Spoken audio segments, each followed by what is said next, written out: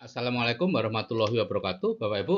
Pagi ini saya akan menyampaikan sebuah video yaitu pertanyaan-pertanyaan di BTD. Ya, ini adalah pertanyaan-pertanyaan yang sering ditanyakan teman-teman di BTD, sehingga daripada nanti mengulang-ulangan, lebih baik nanti dikirim ini saja kalau ada yang bertanya seperti itu. Apa tujuan dari grup ini? Gitu ya. Nah, itu biasanya pertanyaan yang sering. Tujuannya membuat anggota nanti bisa memiliki penghasilan pasif 100 juta sebulan dengan cara ditingkatkan dulu kepantasan di dalam pikirannya. Apa kita nantinya tidak digiring ke bisnis tertentu? Ya, biasanya seperti ini akan saya jawab, memangnya Anda sejenis itik yang bisa digiring-giring. Ini grup WA gratis, tidak ada ikatan apa-apa, Anda bisa keluar kapan saja. Di BTD kita hanya bicara masalah peningkatan pola pikir, sehingga Anda pantas memiliki penghasilan pasif 100 juta sebulan. Soal caranya itu terserah masing-masing. Ya, serahkan saja ke mekanisme sukses otomatis di pikiran bawah sadar yang sudah dirubah itu. Setiap orang melakukan sesuatu pasti ada tujuannya. Apa yang menjadi tujuan Pak Sigit kok membagikan ilmu yang mahal ini dengan gratis? Padahal ini bisa digunakan untuk bahan seminar yang berbayar mahal. Nah, ini juga beberapa kali saya terima. Saya sudah di kuadran kanan dan Freedom sejak 17 Agustus 2005. Setelah selama 25 tahun bekerja keras dengan pencapaian di atas rata-rata. Gitu ya. Nah, sejak itu pula saya menjadi provokator ya, agar orang tidak terlalu lama bekerja mencari uang. Segeralah membangun aset yang bisa menggantikan Anda untuk mencarikan uang bagi keluarga Anda. Nah, selama ini jangkauan saya terbatas hanya pada orang-orang muda yang saya jumpai. Tapi dengan grup WA ini, saya bisa menjangkau semakin banyak orang. Dan semua ini luar biasanya diawali dari grup petani di Jember, yaitu eh, KPJ, Komunitas Petani Jember, dan satu lagi MHI, Metode Hayati Indonesia. Ya. Dan saya orang yang sangat percaya akan hukum-hukum alam, ya, hukum sebab akibat dan lain-lain, sehingga saya kalau saya bisa menyukseskan banyak orang, maka saya akan mencapai kesuksesan di atas rata-rata pula. Mana ada orang mendengarkan audio atau apapun namanya tiba-tiba bisa kaya. Orang harus bekerja untuk mendapatkan sesuatu. Ya, Anda benar, memang tidak ada. Gitu ya. Hukum alam tidak memungkinkan seseorang tanpa bekerja tiba-tiba bisa kaya, kecuali dapat undian di dalam kandungan gitu ya, menjadi anaknya orang kaya. Kalau orang yang miskin kemudian hanya bermeditasi atau bertapa di kamar mohon kekayaan, tiba-tiba di luar kamar blek ada setumpuk uang, ya. Itu suatu hal yang mustahil secara akal pikiran kita.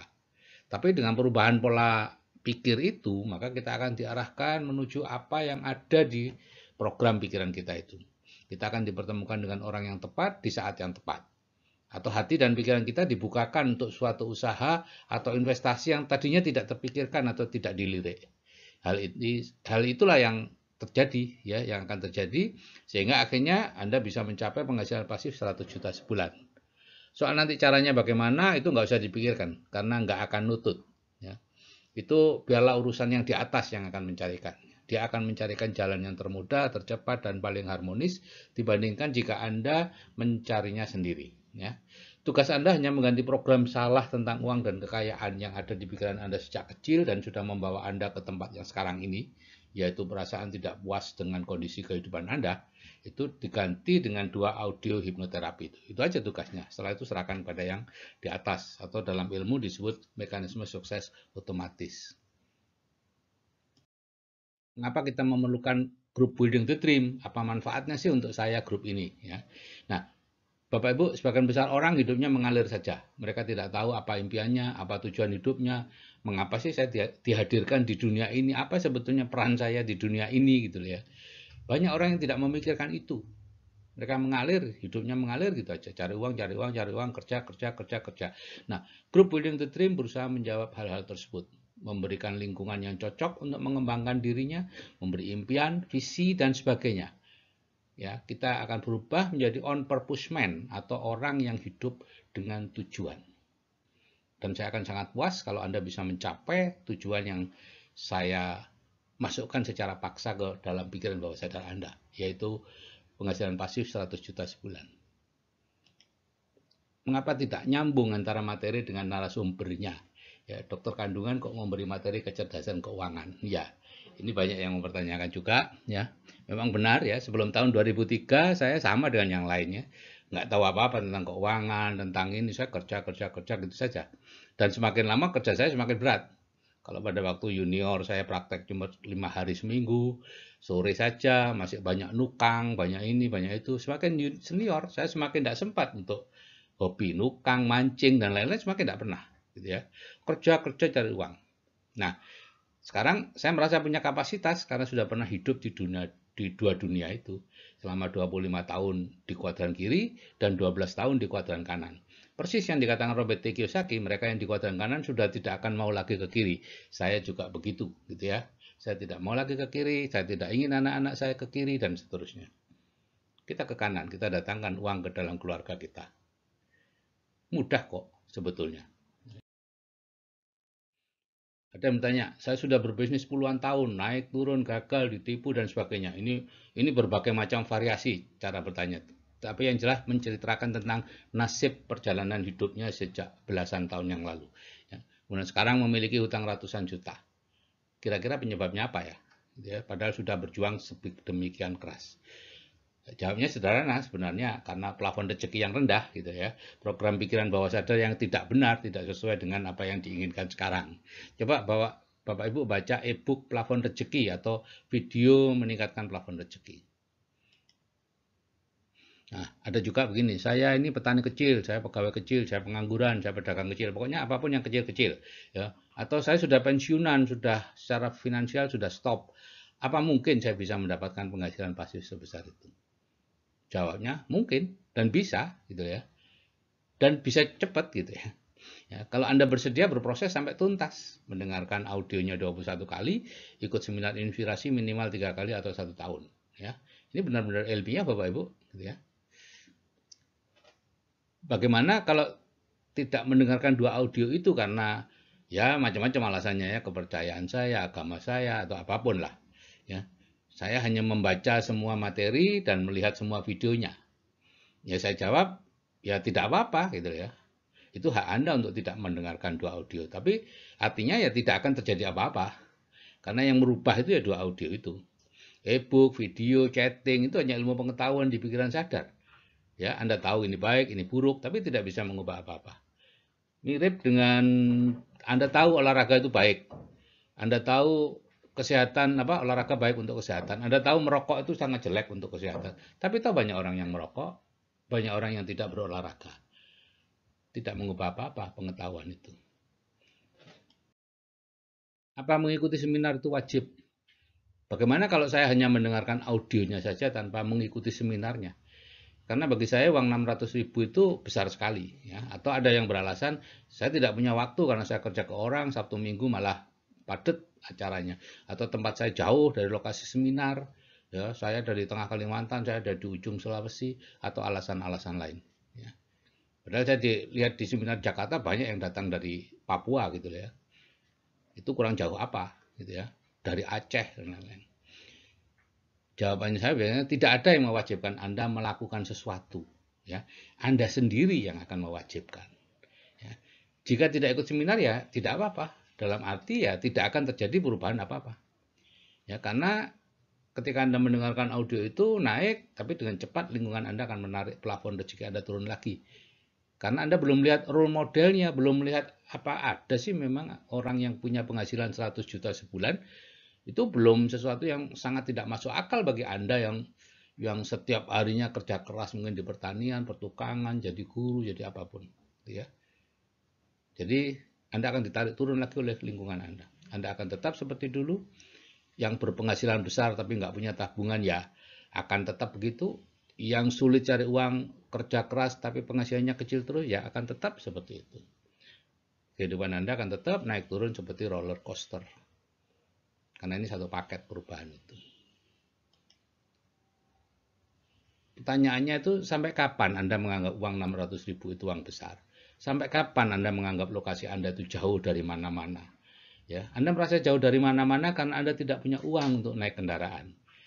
Ya, kalau banyak uang, tidak ada yang jauh. Ya. Sampai kapan Anda tidak punya waktu karena sibuk mencari uang? Sekarang ini ada kesempatan untuk merubahnya yang sudah terbukti secara ilmiah. Saya sudah mengikuti banyak seminar, tapi hasilnya tidak ada. Apakah ini nanti tidak demikian juga? Apa tidak lebih baik langsung membahas bisnisnya? Wah, ini juga sering juga. Selama ini seminar yang disukai orang biasanya seminar teknis, seminar bisnis, atau seminar motivasi. Begitu juga buku-bukunya juga buku teknis, cara pelihara lele, cara pelihara ini, cara cari uang, beli rumah tanpa modal, cara macam-macam. Itu teknis semua. Manajemen UKM, semua teknis. Dan yang penting adalah semua itu kita yang memilihnya sendiri biasanya. Anda cari di Gramedia, Anda cari di toko buku, Anda lihat seminar, cari di iklan dan lain. Padahal Bapak Ibu, apapun yang kita sukai atau cocok dengan kita, itu berarti sudah ada di pikiran bawah sadar kita. Dan itulah yang membawa Anda ke tempat yang sekarang ini, gitu ya. Kalau sudah puas dengan sekarang, ya bagus berarti. Kalau nggak puas, ya Anda harus berubah. Ya. Nah, kalau Anda melakukan hal-hal yang Anda sukai, ya tidak akan menyebabkan perubahan apa-apa. Zig Ziglar mengatakan, jika kita ingin perubahan, carilah mentor. Lakukan hal-hal yang tidak Anda sukai, yang ditunjukkan oleh mentor. Semakin tidak Anda sukai hal itu, semakin perlu Anda lakukan. Semakin sulit rasanya hal itu bagi Anda, semakin perlu Anda lakukan. Karena itulah yang kemungkinan besar bisa merubah atau membawa perubahan kehidupan Anda. Itulah Bapak Ibu, jihad terbesar kita, mengalahkan kesombongan kita, ego kita, dan sebagainya. Mengapa ikut seminarnya harus 3 kali? Sebenarnya bukan 3 kalinya yang penting, tapi masa 1 tahunnya itu yang penting ya. Kebetulan memang seminarnya diadakan 3 kali dalam setahun. Biasanya bulan Maret, bulan Juli, dan bulan November atau Oktober. Gitu ya. Nah, biasanya dalam masa 1 tahun ini, Anda mulai menemukan jalan menuju penghasilan pasif 100 juta itu. Mekanisme sukses otomatis Anda sudah ketemu jalannya, tapi ego Anda kadang-kadang masih begitu kuatnya. Ya. Karena itu Anda perlu tetap berada di koridor yang benar supaya tidak dikalahkan oleh ego-ego Anda. Nah, biasanya di seminar yang pertama Anda masih mengalami culture shock, ya atau kejutan budaya. Jadi meskipun awalnya mengalami kejutan budaya, biasanya di akhir seminar sih orang yang saya ajak mengatakan begini, kok baru sekarang ya dok saya tahu hal ini. Kalau saya tahu sejak dulu pasti beda deh jalan hidup saya. Nah, saya hanya tersenyum biasanya mendengar ucapan itu karena itu ucapan yang persis saya katakan dulu. Saya ikut seminar pertama pada usia 49 tahun. Itu pun karena dipaksa anak. 3 bulan dia memaksa saya. Dan saya sangat berterima kasih atas itu. Pada akhir seminar saya mengucapkan hal yang sama dengan ucapan yang kemudian sering saya dengarkan itu. Di kondak bian-bian ya, ini bahasa Jawa ya. Kondak bian-bian ya Bapak lihat seminar ini. Kalau Bapak lihat ini sejak dulu pasti lain deh gitu. Anak saya ketawa karena dia tahu saya ke situ karena dipaksa. Apakah sudah ada yang mencapai penghasilan pasif 100 juta sebulan dengan metode ini? Program ini baru jalan 1 tahun. Ya. Sedang waktu yang ditentukan 2-5 tahun. Ya. Nah, yang sudah on track banyak Bapak Ibu. Anda perlu melihat sendiri mereka di seminar inspirasi terdekat. Ya. Kapan itu? Kemudian ya tujuannya untuk meyakinkan diri Anda sendiri bahwa sadar Anda sendiri bahwa ini jalan gitu loh. Anda yang sekarang punya hutang ratusan juta, Anda bisa kok dapat penghasilan pasif 100 juta sebulan. Anda yang sekarang cari uang sehari-hari aja sulit, Anda bisa kok mendapatkan penghasilan pasif sekarang. Anda yang sekarang sudah pensiun dan sudah merasa tidak bisa melakukan apa-apa lagi, Anda bisa. Yang penting Anda bisa mengisi pikiran bawah sadar Anda. Datang ke seminar Bapak Ibu. Bisnis realnya apa untuk mencapai penghasilan pasif 100 juta itu? Nah, tidak ada gunanya bicara bisnis Bapak Ibu ya. Bisnis, investasi dan lain-lain itu hanya sarana Tuhan untuk mengisi rezeki kita. Wadahnya yang harus dibesarkan dulu. Ya, sesuai dengan hadis aku sesuai persangkaan hambaku. Kalau pada Anda kecil berarti Anda menyangka Tuhan hanya bisa memberi yang kecil. Kalau Anda besar berarti Anda menyangka punya prasangka Tuhan akan memberi Anda yang besar. Mereka yang wadahnya kecil, ada yang sudah bekerja keras bertahun-tahun penghasilannya segitu-gitu saja, ada yang sudah berpenghasilan besar bertahun-tahun tabungannya segitu-gitu saja. Kita tahu wadah kita itu dari kehidupan kita Bapak Ibu ya. Kita tentu tidak tahu, tidak bisa melihat wadah kita berapa sebenarnya ya. Kehidupan Anda itulah yang menunjukkan wadah Anda. Kalau kehidupan Anda miskin ya berarti wadahnya kecil, gitu ya. Jadi wadahnya yang harus dibesarkan dulu dengan mendengarkan dua audio itu ya. Jadi tolong jangan berpikir bisnis apa-apa dulu, bisnis apa dulu, jangan merubah bisnis, lakukan apa yang sekarang Anda lakukan ya. Lakukan saja, ikuti prosesnya, mendengarkan 21 kali, hadir di seminar dan sebagainya, nanti Anda akan tahu sendiri harus bagaimana. Kalau Anda memikirkan bisnis sekarang, percuma saja. Nggak nutut, Bapak Ibu. Nah, ini biasanya yang ditakuti para admin itu ya, karena mereka baru mau mulai ya, sudah ditanya begini, berapa penghasilan Anda? Kok mengajak saya? Gitu ya. Nah, jawabannya sih simple, sesuai audio prosesnya 2-5 tahun ya. Ada admin yang baru sebulan gabung, ada yang baru 2 bulan ya. Jadi saya sendiri sedang berproses dan percaya akan berhasil mendapatkannya pada waktu yang ditentukan itu. Ya, itu jawaban para admin yang memang belum menyeberang, mereka juga baru memulai dan mereka mengajak Anda untuk belajar kepemimpinan di CAA ya. Jadi di CAA itu ada pelajaran kepemimpinan, salah satunya adalah menjadi admin di BTD. Melayani anggota di BTD. Dicela di situ, dicemooh di situ, bagaimana mereka tahan, itulah yang akan membuat mereka nanti akan berkembang. Apa pikiran bawah sadar itu? Ya, itu adalah bagian pikiran yang menyimpan semua data kita sejak kecil. Ya, bagian pikiran yang merupakan 90% dari pikiran kita itulah yang tanpa disadari mengarahkan hidup kita. Sebagian besar orang di pikiran bawah sadarnya menyimpan data-data bahwa bekerja itu sangat baik, semakin keras semakin baik, menganggur itu sangat jelek, gitu ya. Nah, yang salah adalah bekerja mencari uang, contoh-contoh di sekitarnya itu, gitu ya. Bekerjanya benar, mencari uangnya itu yang salah, gitu ya. Jadi untuk mendorong Anda tetap bekerja keras mencari uang supaya dianggap baik, maka Anda dibuat untuk selalu tidak punya uang. Ya. Ketika Anda punya uang, akan muncul pikiran-pikiran untuk segera menghabiskannya. Mulai berpikir lantainya perlu diganti, mulai melihat rumahnya terlalu sempit. Kalau hari raya gimana ini ya, gitu ya. Atau perlu mobil kedua, ketiga, dan seterusnya. Nah, untuk lebih mendalam ini, baca e-book Keajaiban Pikiran Bawah Sadar yang juga ada di grup. Ya. Apa sebenarnya hipnoterapi itu? Hipnoterapi adalah salah satu cabang ilmu hipnosis yang ditujukan untuk memperbaiki program-program pikiran yang kurang bagus. Cabang lain yaitu hipnosis panggung. Hipnosis itu sendiri apa? Hipnosis adalah salah satu bentuk ilmu komunikasi untuk memasukkan ide-ide langsung ke pikiran bawah sadar seseorang. Apakah hipnosis itu syar'i? Ya, nah, di zaman Nabi hipnosis belum ada namanya. Karena baru abad 19 diformulasikan dan dinamakan hipnosis. Jadi belum ada aturan bakunya ya. Tapi teknik ini sudah diketahui dan dilakukan sejak zaman purba. Semua pemimpin di segala tingkat sejak dulu sampai sekarang menghipnosis pengikutnya sehingga mereka rela mati untuk sesuatu yang dianggapnya benar. Padahal itu hanyalah suatu ide yang dimasukkan ke pikiran bawah sadar mereka oleh pemimpinnya. Itu proses hipnosis juga. Dan itu berlangsung sejak zaman sampai now. Banyak orang-orang yang berani atau mau mati demi pemimpinnya, demi orang yang sesuatu yang dipercayainya dan sebagainya. Padahal itu adalah sesuatu yang program pikiran yang dimasukkan ke bawah sadar Anda. Ya, sekarang teknik hipnosis banyak, ada NLP, Neuro Linguistic Programming, tidak usah ditidurkan, hanya dengan kata-kata tertentu aja Anda sudah menyerap, gitu ya. Teknik NLP sudah dikuasai oleh para pemimpin, gitu ya, untuk mempengaruhi yang dipimpin yaitu Anda, gitu ya. Mengapa ada ulama yang mengharamkan hipnosis? Nah, ini biasanya terjadi karena kesalahan menganggap sesuatu yang lain yang sebenarnya bukan hipnosis sebagai hipnosis. Ya. Ini contoh di Madura dulu, di Sampang kalau tidak salah ya, ada dukun palsu yang menggunakan kemenyan, bunga dan sebagainya, dan kemudian menyebutnya sebagai hipnosis, padahal itu bukan.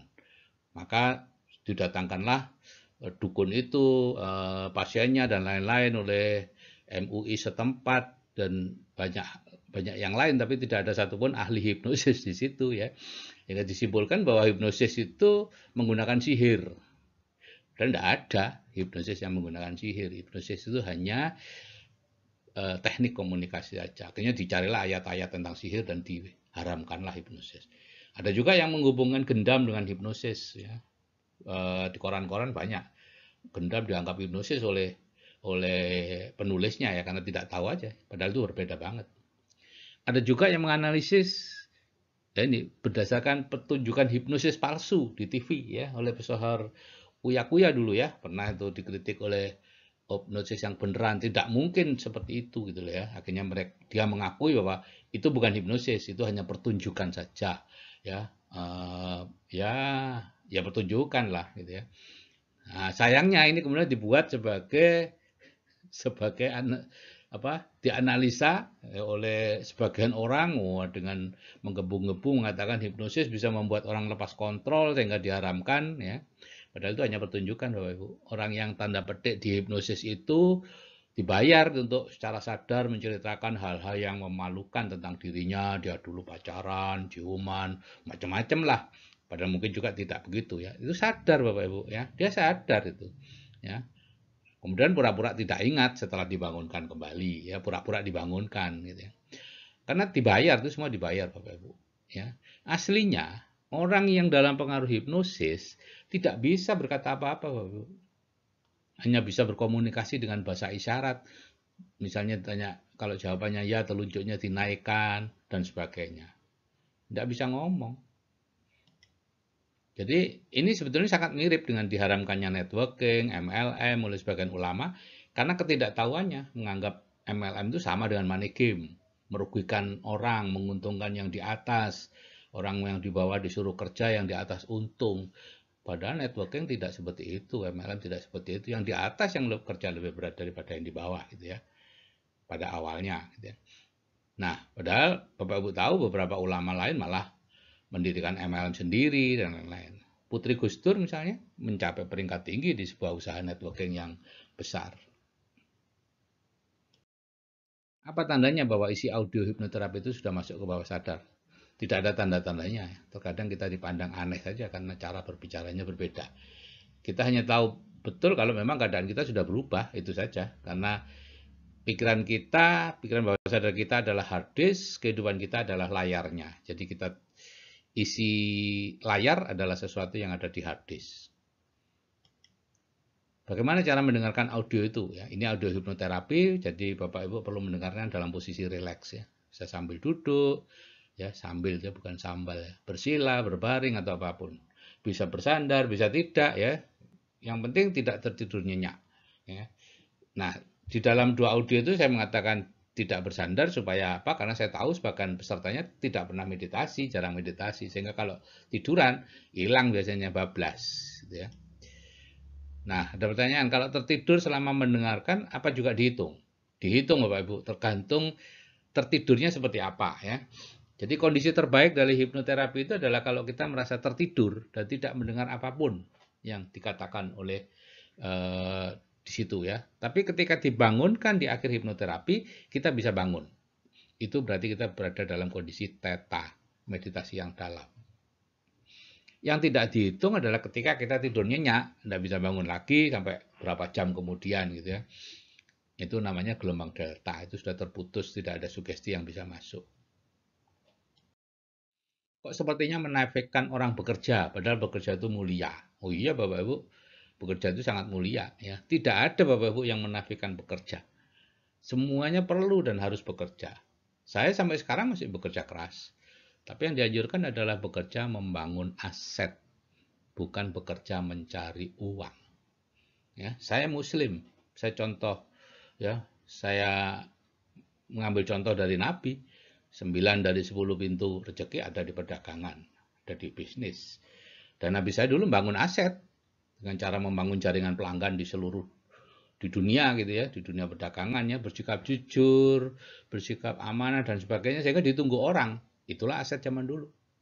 Gitu ya. Zaman sekarang beda, tapi itu namanya membangun aset. Ya. Punya mobil banyak, punya rumah besar kok dibilang miskin? Memangnya sebenarnya kaya itu apa gitu ya? Nah, ini banyak pertanyaan. Sebenarnya Bapak Ibu bisa membaca ini di video kecerdasan finansial dasar ya, atau e-book kecerdasan. Kaya adalah ketika kita memiliki penghasilan pasif lebih besar dibanding biaya hidup kita. Oke, lihat itu aja definisi kaya seperti itu. Definisi miskin adalah ketika Anda harus bekerja keras untuk mempertahankan gaya hidup Anda yang semakin lama semakin mahal dan semakin mahal. Itu definisi miskin. Sebelum manusia lahir, rezeki, umur, jodoh itu sudah ditulis malaikat. Jadi bagaimana mau merubah plafon rezeki gitu ya. Bahwa kan ada yang percaya sudah ditulis 50.000 tahun sebelum kita lahir di dunia.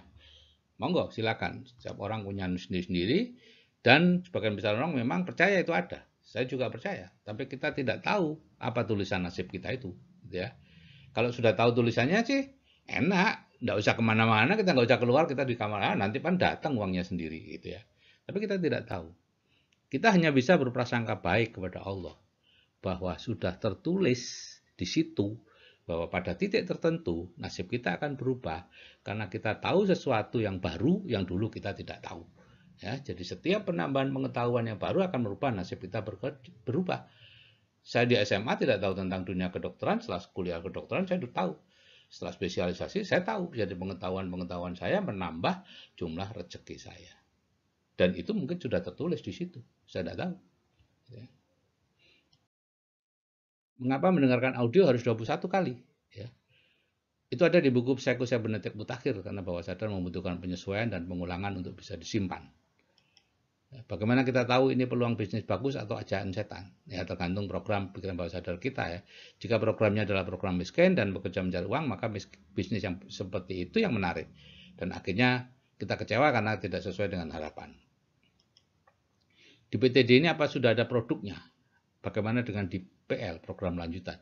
Kita tidak bicara bisnis baik di PTD maupun di PL. Ya. Bisnis hanya dibahas di CAA. Apakah saat mendengar audio itu kita dalam kondisi sadar, super sadar, atau tidak sadar? Jujur saja saya tidak tahu istilah-istilah itu ya, super sadar, tidak sadar, dan lain-lain. Karena kita ngomong seperti itu, beda-beda pendapatnya. Yang penting dalam kondisi gelombang otak alfa dan atau theta. Ya, silakan lihat atau googling. Alfa itu kita fokus pada hanya pada satu hal. Theta itu ketika alfa dalam, kita setengah ngantuk, seperti ngantuk, dan seterusnya. Oke Bapak Ibu, jika saya yang sudah berumur bisa berubah, Anda seharusnya juga pasti bisa berubah. Saya kira ini tanya jawab yang sering terjadi di pertanyaan-pertanyaan yang sering terjadi di PTD gitu ya. Saya akhiri, wassalamualaikum warahmatullahi wabarakatuh. Selamat pagi untuk yang beragama lain.